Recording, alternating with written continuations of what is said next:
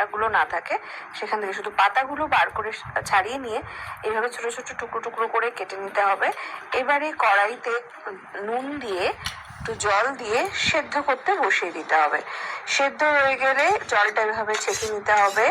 এরপর রসুন, পেঁয়াজ এবং লঙ্কা মিক্সিতে দিয়ে এই সেদ্ধ করা পাতাটা দিয়ে ভালো করে পেস্ট বানিয়ে নিতে হবে।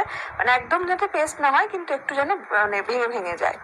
এবার সর্ষের তেল, কালো জিরে এবং শুকনো লঙ্কা ফোড়ন দিয়ে তার মধ্যে দিয়ে দিতে হবে ওই পেস্ট করে রাখা কচুর পাতাটা, দিয়ে ভালো করে নাড়তে হবে।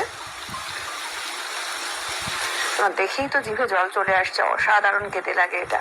পরিমাণ মতো নুন, হলুদ দিয়ে কিন্তু এবার ভালো করে নাড়াচাড়া করতে হবে যাতে জলটা সুন্দর করে ভালো করে শুকিয়ে যায়, তা না হলে কিন্তু একটু গলায় লাগতে পারে।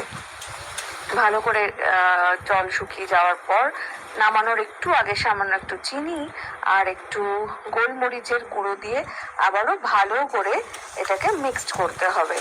আরও একটু ড্রাই ড্রাই হয়ে আসলে নামিয়ে নিতে হবে আমাদের মান কচু বাটা।